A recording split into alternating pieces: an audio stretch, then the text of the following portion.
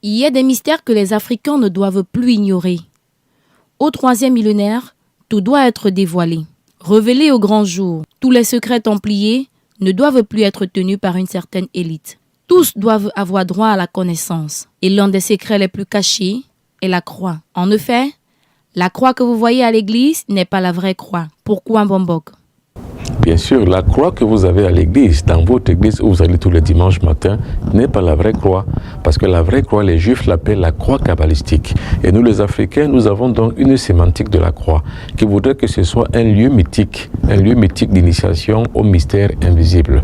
Et surtout aussi une croix qui peut se développer à l'intérieur de soi par la promiscuité que cette croix doit avoir avec le pouvoir mystérieux que nous avons en nous. Donc la croix que vous allez souvent utiliser à l'église, que vous vénérez à l'église, n'est pas la vraie croix. C'est une croix qui, tournée à l'envers, devient une croix satanique. Est-ce qu'on peut donc dire que la croix de Christ à l'envers devient donc la croix de Satan? C'est à vous, religieux, de répondre. Mais moi, en tant qu'initié et en tant que principe même de la société traditionnelle Bassa, je sais que la croix, c'est une œuvre humaine qui consacre seulement l'être humain sur le plan visible. Mais la croix mystique, c'est celle que nous, les Africains, on utilisait en Égypte antique et que nous continuons aussi toujours à utiliser aujourd'hui dans nos différentes civilisations. Si cette vérité cachée par l'Église nous est privilégiée aujourd'hui, c'est dit combien toutes nos croyances religieuses sont erronées. En effet, la croix du Christ est l'envers de la croix satanique. Celui qui, comme l'Église, utilise la croix du Christ, pratique le satanisme dans l'autre sens, dans le monde parallèle. Mbombok, ça les Africains ne le savent pas. Ils ne le savent pas parce qu'ils n'ont pas la bonne information. Donc il faut donc qu'aujourd'hui, on commence à vous donner les révélations sur ce que vous ne saviez pas avant. Parce que cela relève simplement du conformisme. Et qu'aujourd'hui, vous rentriez de plein pied dans la qualité de vie, hygiène spirituelle, pour que vous compreniez ce qui est mieux pour vous et ce qui ne l'est pas. Par contre, nous les africanistes, nous ceux qui pratiquons donc la religion africaine, nous pensons qu'aujourd'hui, il est temps que nous puissions donc nous révéler à cela pour que les Africains eux-mêmes, d'ici 50 ans, puissent se retrouver recentrés pour les énergies spirituelles dans leur propre entre sociétal qui leur permettront de servir Dieu, qui est le leur, celui de leur père et celui de leurs arrière-grands-pères, celui de leurs ancêtres. C'est pour ça qu'il est utile de revenir donc à l'ancestralité en réveillant notre mémoire historielle. Africaine, Africain, Dieu selon l'Église n'existe pas. La croix du Christ selon l'Église est la croix satanique retournée à l'envers. Alors, deux questions s'imposent. Si Dieu n'existe pas, si la croix est satanique et que par-dessus tout, Jésus n'y a jamais été cloué, puisque c'est juste un montage, que reste-t-il de votre foi? Un homme peut nous éclairer. C'est vous, Mbombok. Vous ne saviez pas que la vraie croix que vous utilisez n'est pas celle de l'Église, que la vraie croix est ailleurs, que c'est un principe initiatique. Maintenant que vous le savez, déplacez simplement votre propre conscience, c'est-à-dire que actuellement, déplacez votre conscience vers la vérité. La vérité, c'est celle qui dénote que vous avez une mysticité qui est cachée. On vous l'a cachée afin de pouvoir vous noyer dans des concepts idylliques, mais poétiquement fausses, pour que vous puissiez donc perdre votre ancestralité. Cela a donc servi à ce que tous ceux qui vous ont induit en erreur et vous ont inféodé ont gagné sur vous. Maintenant que vous êtes donc réveillés et éveillés, commencez donc à utiliser vos propres vestiges du passé. Ça veut dire quoi? Rentrez donc dans la lexicographie spirituelle de votre propre entre sociétal, donc dans votre spiritualité en tant qu'Africain. Et ce n'est que comme ça que vous allez donc vous parfaire en tant qu'individu, surtout en tant que fils de Dieu unique et vrai, qui n'est pas englué dans la fausseté mystico-spirituelle, mais qui révèle donc en lui cette lumière qui dort encore et qui fait donc de lui un fidèle fils de la lumière, donc un guerrier de la lumière. Pourtant, la croix existe bel et bien. C'est un principe cosmique réel qui est une réalité spirituelle chez les initiés africains. Voilà les mystères de la croix. Attention, les mystères de la croix, ceux jadis pratiqués dans les temples égyptiens. Jusqu'ici, c'était en secret templier. Mais le Mbombok Benoît Bitton va nous le livrer. Mesdames et messieurs, asseyez-vous confortablement. Voici les secrets de la croix. Voilà donc maintenant les secrets, les mystères de la croix. C'est-à-dire que ça, c'est une croix templière. Regardez-la très très bien. Elle est d'égale mesure et d'égale dimension sur toutes ses branches. À ne pas confondre avec la croix religieuse, qui elle est celle-ci.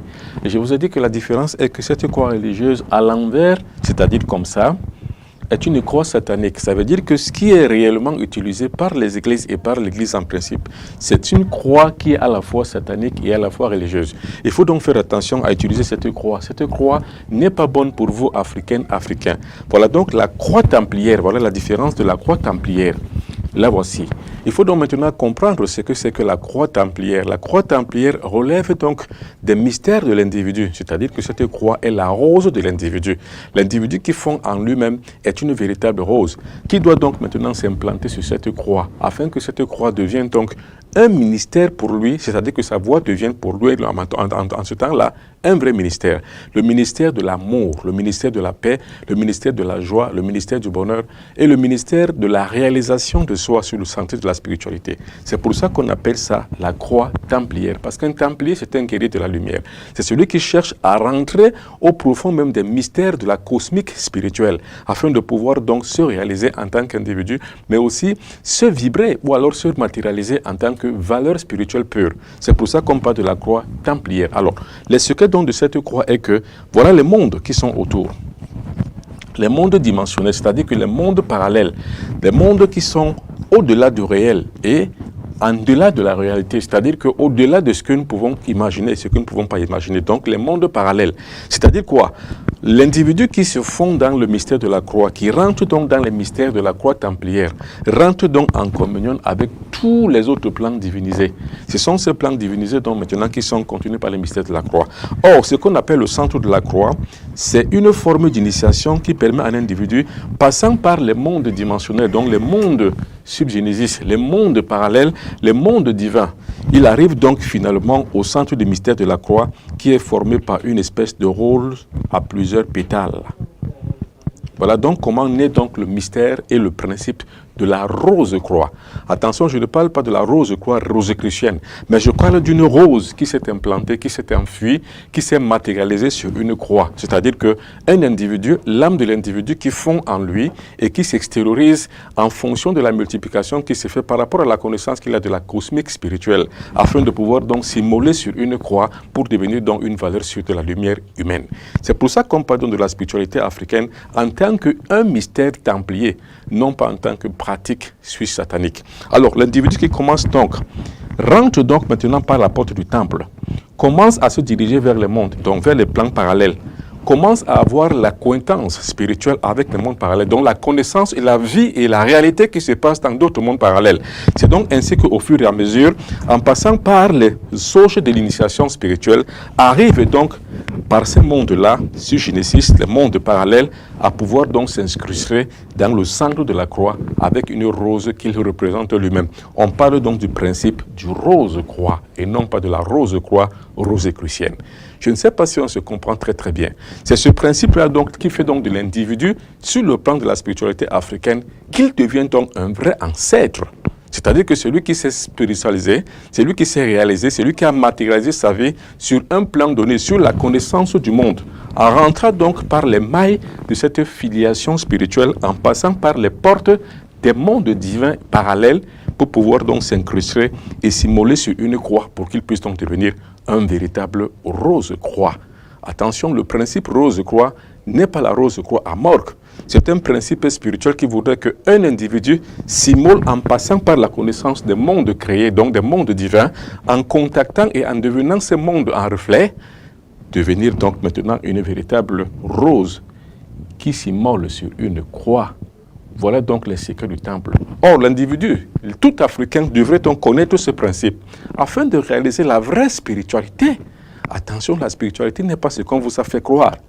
Tuer les animaux, faire les scarifications, déterrer les morts, faire des pratiques, faire des sacrifices humains, travailler dans le sens de la nécromancie, faire valoir des choses ici et là afin de pouvoir parvenir aux faveurs. Ce n'est pas ça la spiritualité. En tout cas, ce n'est pas celle que je conçois et ce n'est pas celle que je vous enseigne. La spiritualité, c'est celle qui concerne l'individu à pouvoir se matérialiser sur une croix afin de pouvoir devenir une lumière pour le monde.